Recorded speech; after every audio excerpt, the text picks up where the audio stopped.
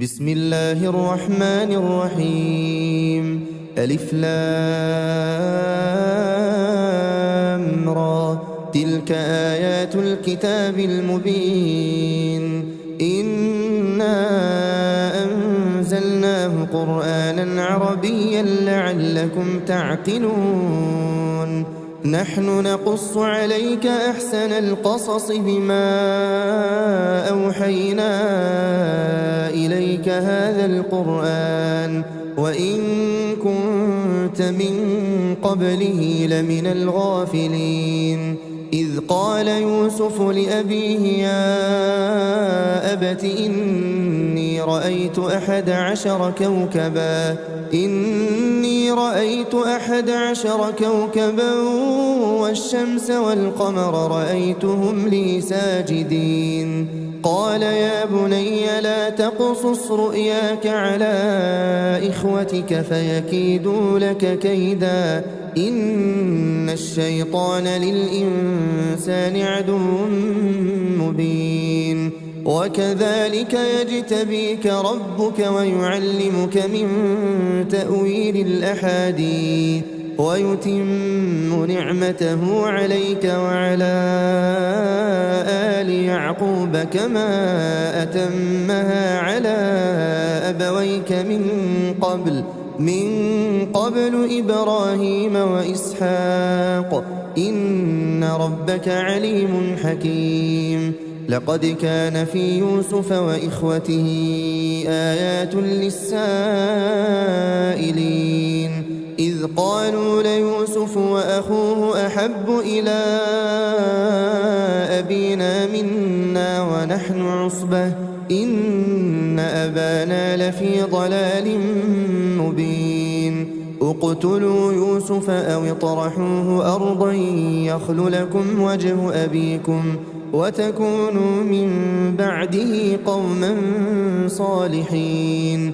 قال قائل منهم لا تقتلوا يوسف وألقوه في غيابة الجب يلتقطه بعض السيارة إن كنتم فاعلين. قالوا يا أبانا ما لك لا تأمنا على يوسف وإنا له لناصحون. أرسله معنا غدا يرتع ويلعب وإنا له لحافظون. قال إني ليحزنني أن تذهبوا به وأخاف أن يأكله الذئب وأنتم عنه غافلون.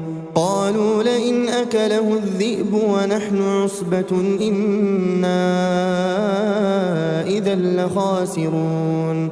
فلما ذهبوا به وأجمعوا أن يجعلوه في غيابة الجب وأوحينا إليه لتنبئنهم بأمرهم هذا وهم لا يشعرون. وجاءوا أباهم عشاء يبكون. قالوا يا أبانا إنا ذهبنا نستبق وتركنا يوسف عند متاعنا فأكله الذئب وما أنت بمؤمن لنا ولو كنا صادقين. وجاءوا على قميصه بدم كذب قال بل سولت لكم أنفسكم أمرا فصبر جميل والله المستعان على ما تصفون. وجاءت سيارة فأرسلوا واردهم فأدلى دلوه قال يا بشرى هذا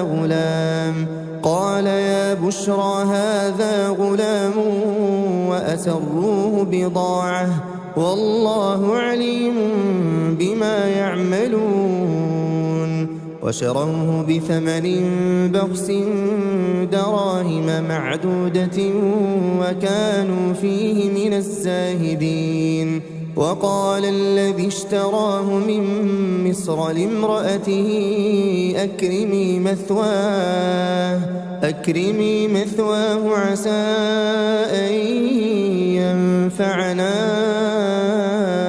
أو نتخذه ولدا وكذلك مكنا ليوسف في الأرض ولنعلمه من تأويل الأحاديث والله غالب على أمره ولكن أكثر الناس لا يعلمون.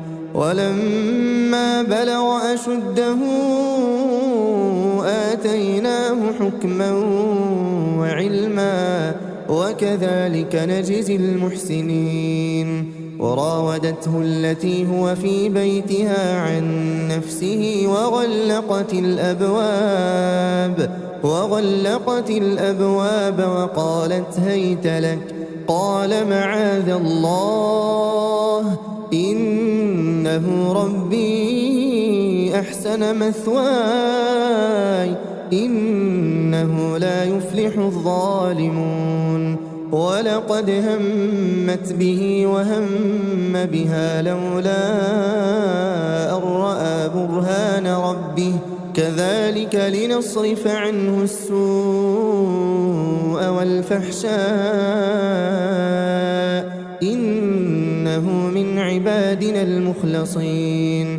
واستبق الباب وقدت قميصه من دبر وألف يا سيدها لدى الباب.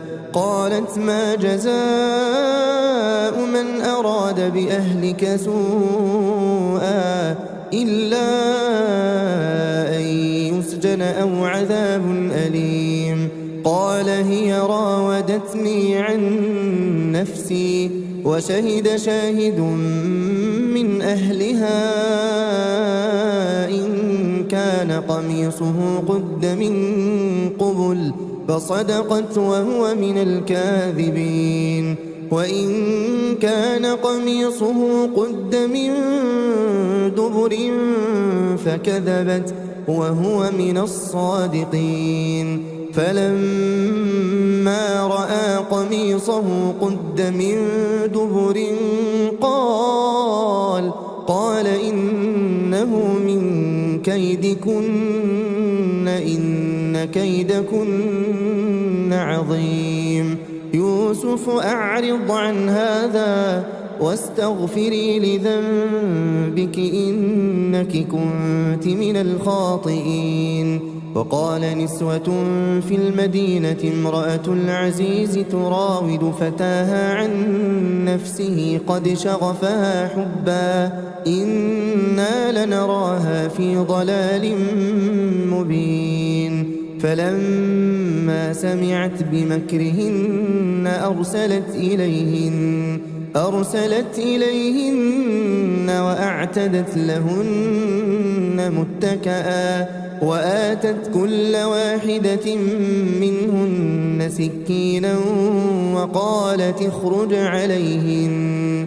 فلما رأينه أكبرنه وقطعن أيديهن وقلن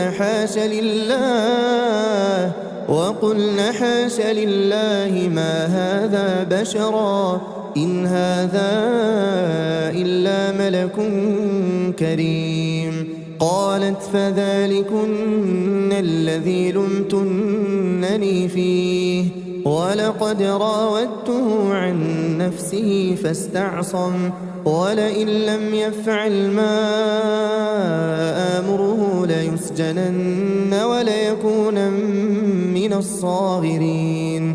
قال رب السجن أحب إلي مما يدعونني إليه وإلا تصرف عني كيدهن أصب إليهن وأكن من الجاهلين. فاستجاب له ربه فصرف عنه كيدهن إنه هو السميع العليم.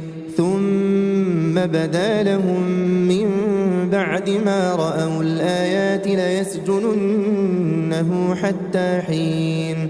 ودخل معه السجن فتيان قال أحدهما إني أراني أعصر خمرا وقال الآخر إني أراني أحمل فوق رأسي خبزا تأكل الطير منه نبئنا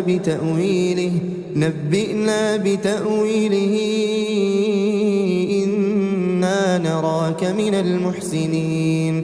قال لا يأتيكما طعام ترزقانه إلا نبأتكما بتأويله قبل أن يأتيكما ذلكما مما علمني ربي إني تركت ملة قوم لا يؤمنون بالله وهم بالآخرة هم كافرون واتبعت ملة آبائي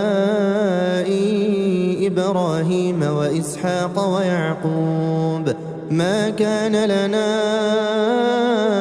أن نشرك بالله من شيء ذلك من فضل الله علينا وعلى الناس ولكن أكثر الناس لا يشكرون. يا صاحبي السجن أأرباب متفرقون خير أم الله الواحد القهار ما تعبدون من دونه إلا أسماء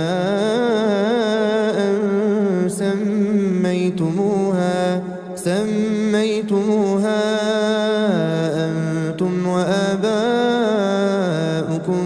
ما أنزل الله بها من سلطان إن الحكم إلا لله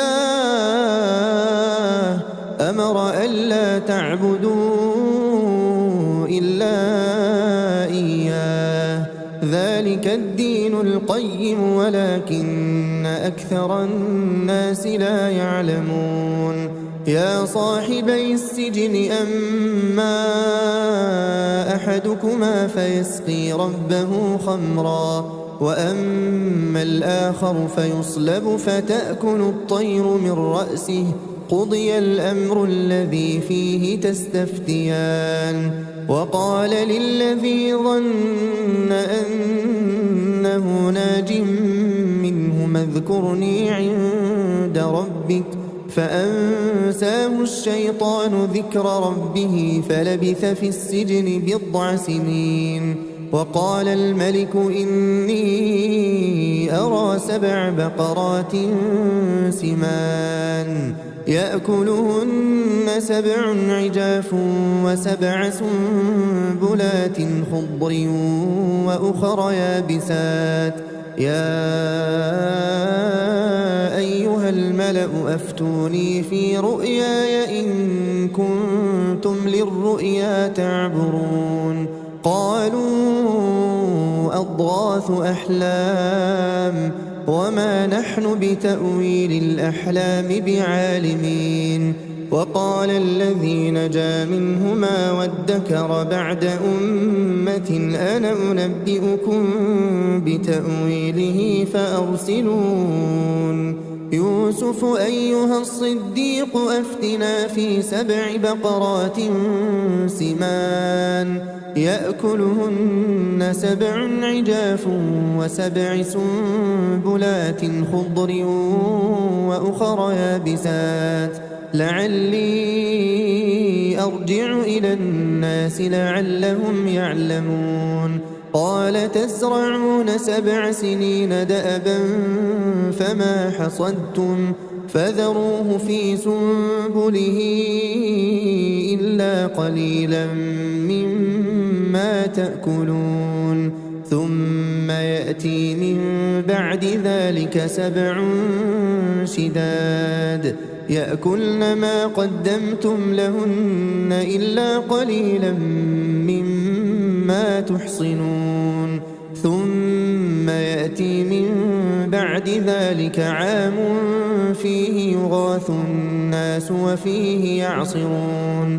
وقال الملك ائتوني به فلما جاءه الرسول قال ارجع إلى ربك فاسأله ما بال النسوة اللاتي قطعن أيديهن إن ربي بكيدهن عليم.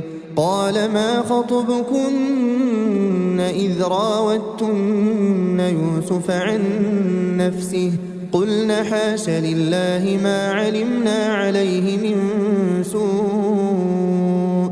قالت امرأة العزيز الآن حصحص الحق أنا راودته عن نفسه وإنه لمن الصادقين. ذلك ليعلم أني لم أخنه بالغيب وأن الله لا يهدي كيد الخائنين.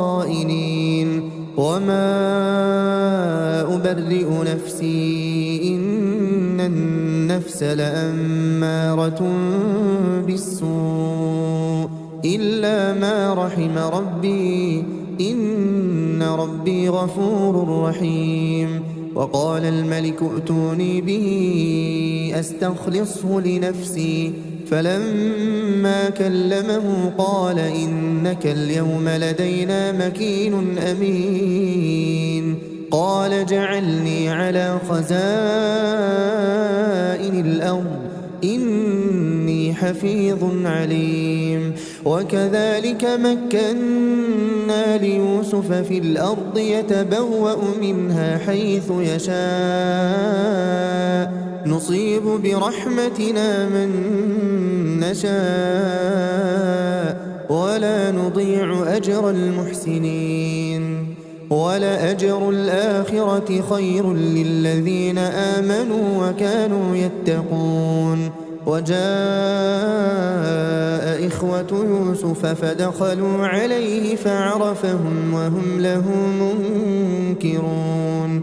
ولما جهزهم بجهازهم قال ائتوني بأخ لكم من أبيكم ألا ترون أني أوفي الكيل وأنا خير المنزلين. فإن لم تأتوني به فلا كيل لكم عندي ولا تقربون.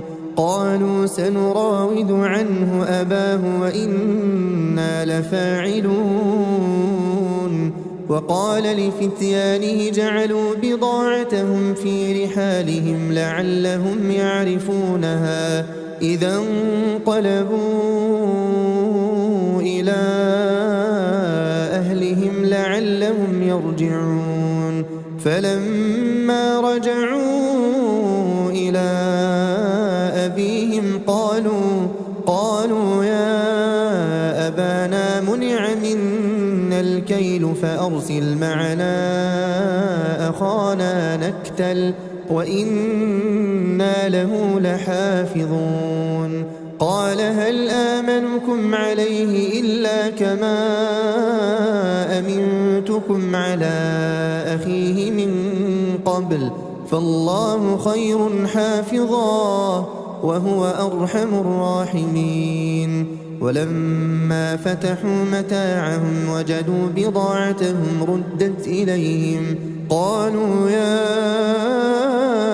أبانا ما نبغي هذه بضاعتنا ردت إلينا ونمير أهلنا ونحفظ أخانا ونزداد كيل بعير ذلك كيل يسير.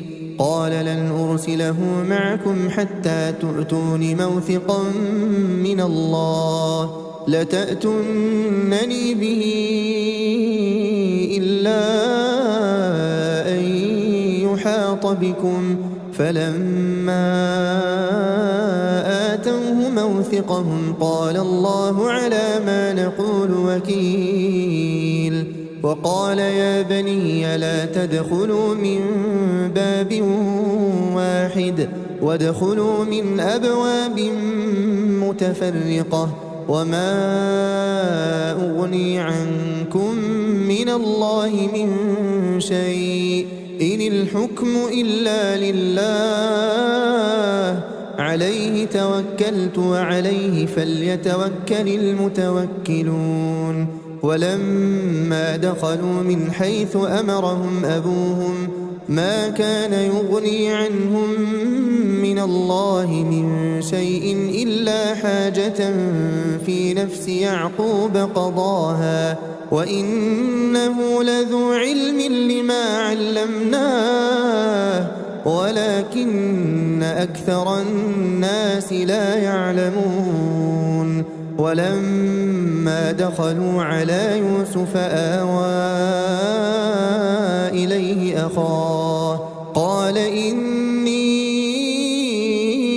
أنا أخوك فلا تبتئس بما كانوا يعملون فلما جهزهم بجهازهم جعل السقاية في رحل أخيه ثم أذن مؤذن أيتها العير إنكم لسارقون قالوا وأقبلوا عليهم ماذا تفقدون قالوا نفقد صواع الملك ولمن جاء